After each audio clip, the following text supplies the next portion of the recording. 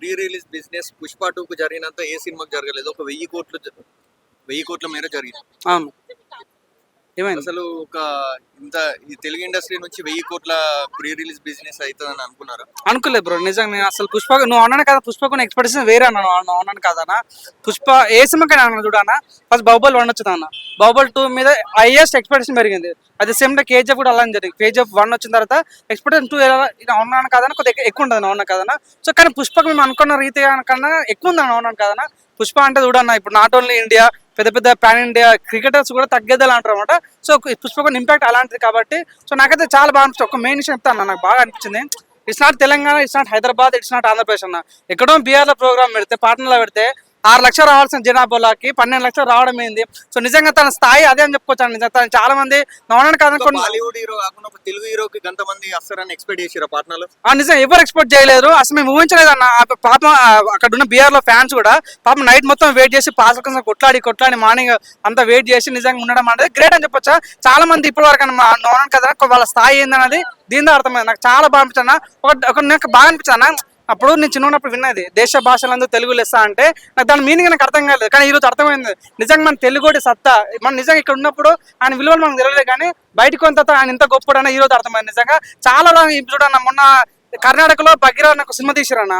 మన తెలంగాణలో మన తెలుగులో కొన్ని దాన్ని ఎంకరేజ్ చేయలేరు. అంటే సినిమా కంటెంట్ ఉందో లేదో మాకు తెలియదు, కానీ థియేటర్స్ ఇల్లేరు. దాన్ని పట్టుకొని చాలా మంది కర్ణాటక వాళ్ళు ఆ పుష్పని బాయ్కట్ చేస్తాం అది ఇది అంటారు. ఎందుకు బాయ్కట్ చేస్తారు బ్రదర్ నాకు అర్థం కాలేదు. మీ కేజీఎఫ్ సినిమా మేము చూడలేదా?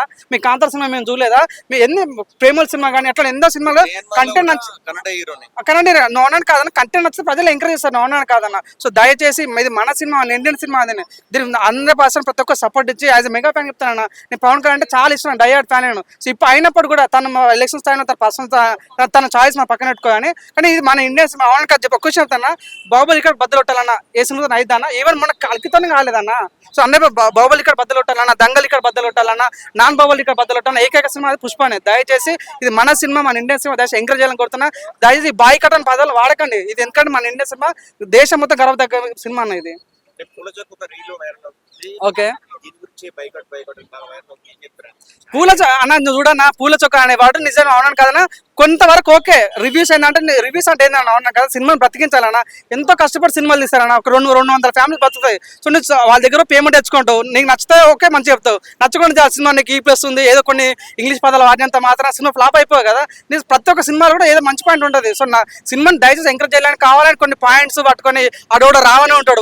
వాడికి ఏం తెలియదు, సబ్జెక్ట్ లేదు సబ్జెక్ట్ లేదు అంటున్నట్టుగా ఏది పడితే మాత్రం సినిమా గురించి. సినిమా ఎంత కష్టపడి తీసారని అవునాను కదా. ఒక సినిమా నుంచి ఇప్పుడు డిప్యూటీ సీఎం అయినా, ఒక సినిమా నుంచి ఒక ఆయన సీఎం అయినా, సినిమా కూడా గొప్ప వాల్యూ అన్నది. దయచేసి సినిమా తగ్గిస్తూ మాట్లాడొద్దని మనస్ఫూర్తి దొరకనా. రివ్యూస్ ఎవరైనా సార్ నిజంగా చెప్తాను. మొన్న ఏంటి జిబ్రా సినిమా హీరో కూడా చెప్పారు, దయచేసి రివ్యూస్ చెప్పకండి, ఒక 2 days తర్వాత చెప్పండి, అందుకే సినిమా చాలా నష్టపోతారు అన్న. సో ఈ ఫేక్ రివ్యూస్ నమ్మొద్దని మనస్ఫూర్తి దొరుకుంటాను నేనైతే. క్రికెటర్స్ కు ఆరాధ్య అభిమానులు ఉన్నారు. అలాంటి క్రికెటర్ ఇండియా కెప్టెన్ పుష్ప 2 గురించి మాట్లాడి అదే అంటున్నా కదా, తన గొప్ప స్థాయి అది అని చెప్పొచ్చు. మొన్న నేను బంజారా హిల్స్ తను నడుచుకుంటూ పోయాను, అల్లాజు నడుచుకుంటూ అవుతుంటే చాలా మంది వీడియోస్ అల్లాజుని వాళ్ళు దిగుతలేరు, పట్టించుకోవట్లేరు అని. ఈరోజు చూసినా ఎక్కడో పాటనలో ప్రోగ్రామ్ పెడితే అంత జనాలు రావడం అంటే తన రేంజ్ అదే. అది ఇప్పుడు నిజంగా నాట్ ఓన్లీ ఇండియన్ క్రికెటర్ అయినా, పాకిస్తాన్ ఏ క్రికెటర్ అయినా ఆయన చూసి సలం కొట్టాల స్థాయి ఇప్పుడు ఉన్నాను కదన్నా.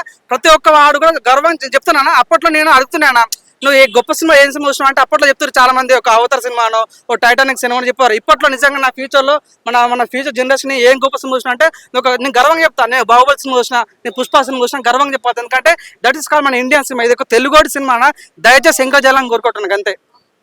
తెలుగు సినిమా నుంచి ఏ సినిమా వచ్చినా తెలుగు ఇండస్ట్రీ నుంచి ఒక హైదరాబాద్ ఒక ఆంధ్రాలో ఈవెంట్లు పెడుతున్నారు, కానీ ఒక నార్త్ ఇండియా వైజ్ మొత్తం పెడుతున్నారు. అలాగే చెన్నైలో కూడా ఈవెంట్ ఉంది. అవును నిజంగా ఇది ఎందుకంటే పాన్ ఇండియా మూవీ కదన్నా, ఉన్నాను కదన్నా. సో ఇప్పుడు నాకు తెలిసి మొన్న దేవరా చూసాను, దేవరా ప్రీ రిలీజ్ పెట్టారు. సో అతను ఫ్యాన్స్ అసలు మధ్యాహ్నం ప్రోగ్రామ్ ఉంటే నైట్ దిగి ల్యాండ్ అయిపోరు. చాలా మంది వచ్చి అసలు ఆ ప్రోగ్రామే క్యాన్సల్ అయింది. అంతేందుకు మొన్న ఒకసారి బింబిసారా ప్రోగ్రామ్ పెట్టారు శిల్పారామంలో, ఒక ఫ్యాన్ చచ్చిపోయినా అనమాట. సో ఇక వీళ్ళకి హై వోల్టేజ్ పవర్ ఉందన్న వీళ్ళకి. ఇక్కడ మన ఎవరైతే పాన్ ఇండియా స్టార్స్ ఉన్నారో, రామ్ చరణ్ కానీ, మన అల్లాజున్ కానీ, సో ఎన్టీఆర్ కానీ, వీళ్ళు ప్రభాస్ కానీ, సో వీళ్ళ ఫ్యాన్స్ చాలా అరాచకం చెప్పొచ్చు. నిజంగా వాళ్ళకి ప్రోగ్రామ్ పెడితే లక్షలు వస్తారు. కాబట్టి కొద్దిగా దూరం ప్రైవసీ, ఇప్పుడు ఎల్బీ స్టేడియం సరిపోదు అవునాను కదన్న. అల్లాజున్ ఫ్యాన్ బేస్ కాబట్టి సో అవునాను కదా, మొత్తం ఓవరాల్ ఇండియా మొత్తం కవర్ చేస్తారు. చెన్నై, లక్నో, మద్రాస్ అట్లా అన్ని కవర్ చేస్తారు. కాబట్టి సో మెల్లమెల్లగా తెలంగాణ కూడా హైదరాబాద్కి వస్తారని అనుకుంటున్నాను.